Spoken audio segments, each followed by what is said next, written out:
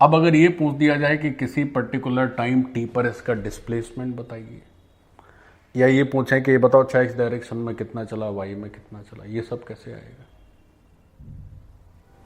ये पूछ सकते हैं ना।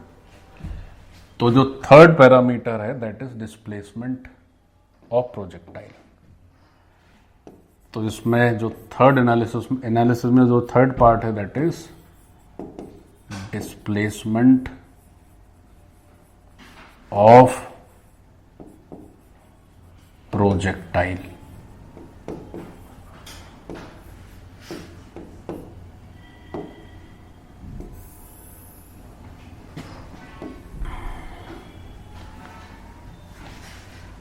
अब देखो साहब, प्रोजेक्टाइल का जो डिस्प्लेसमेंट है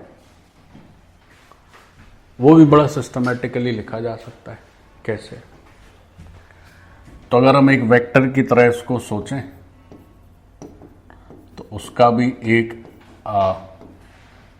से हॉरिजॉन्टल कंपोनेंट होगा और एक उसका वर्टिकल कंपोनेंट हो जाएगा, एस एक्स और एस वाई। अच्छा, अब तुम्हारा फॉर्मूला क्या चालू रहता है? तो तुमने फॉर्मूला पढ़ा है S is equal to U T plus half A T square. अब इस फॉर्मूले में ए एक्स तो होता ही नहीं है, जीरो, और जो ए वाई है वो क्या है, माइनस जी नीचे की तरफ।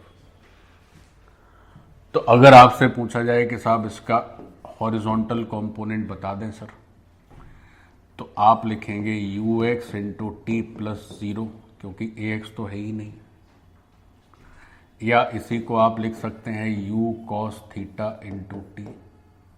तो ये हो गया हॉरिजॉन्टल कंपोनेंट। फिर कोई पूछे इसका वर्टिकल कंपोनेंट बता दें साहब, तो यू टी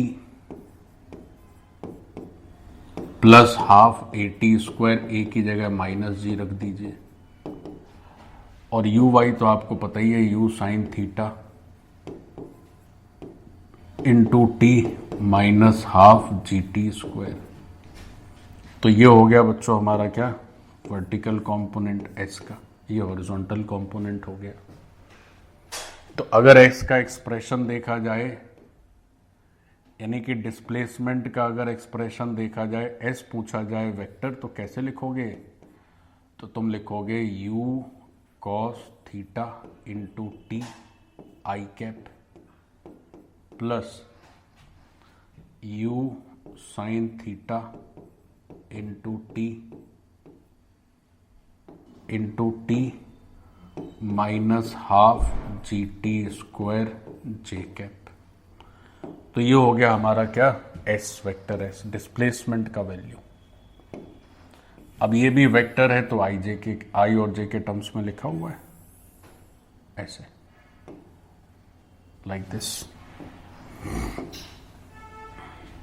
इस एक्सप्रेशन में ये जो हिस्सा है वो क्या है, एस का कंपोनेंट हॉरिजॉन्टल डायरेक्शन में, और ये जो हिस्सा है वो क्या है, एस का कंपोनेंट वर्टिकल डायरेक्शन में, एस एक्स और एस वाई।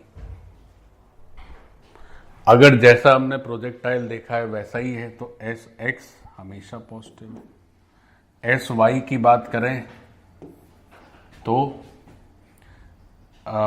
ये बच्चों मतलब पहले बढ़ेगा फिर घटेगा, ऐसे सोच लो, है ना। एस वाई जो है वो क्या होगा, पहले धीरे धीरे समय के साथ बढ़ेगा, फिर धीरे धीरे समय के साथ गिरेगा, और एट फाइनल टी वो बी पर क्या हो जाएगा, जीरो हो जाएगा।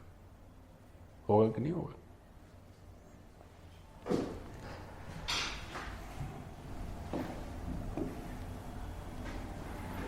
जैसे हम आपसे कहें एस वाई बताइए कब, 2u साइन थीटा बाई जी पर। मान लीजिए ऐसे आपने मन में आया ऐसे करना है। वाई दिशा में क्या डिस्प्लेसमेंट है जब टाइम क्या है, 2u साइन थीटा बाई जी। तो ये 2u साइन थीटा बाई जी तो पूरा टाइम ऑफ फ्लाइट ही होता है। तो हमारा जो फॉर्मूला है उस फॉर्मूले में हम ये टी रखते हैं और देखते हैं क्या प्रकट होता है। तो u sine theta into T, तो टी की जगह रख दिए 2u साइन थीटा बटे जी माइनस हाफ जी और फिर टी स्क्वायर। तो टी कितना है 2u साइन थीटा बटे जी इसका स्क्वायर, ऐसे देख लो भाई। जो t है उस t की जगह क्या लिख दिया हमने 2u साइन थीटा बाई जी लिख दिया। तो जरा देखें क्या प्रकट हो रहा है। ये कट के 0 हो जाएगा, सब कैंसिल हो जाएगा आपस में, देख लो भाई। यहां पर क्या होगा कि 4 आएगा ऊपर, 2 नीचे, तो ऊपर 2 रह गया और फिर जी स्क्वायर है वो नीचे और एक, तो एकदम सेम ही हो गया, 0 हो गया। अच्छा आप खुद से सोचें 0 आना चाहिए कि नहीं आना चाहिए भाई। ये डिस्प्लेसमेंट का y कोऑर्डिनेट है, तो जब 2u साइन थीटा बाई जी रखेंगे तो 2u साइन थीटा बाई जी का मतलब क्या है, जहां से चला उसी लेवल पे वापस आ गया। तो y डायरेक्शन में डिस्प्लेसमेंट कितना है 0, कोई डिस्प्लेसमेंट ही नहीं है y डायरेक्शन, तो 0 तो आना ही आना है।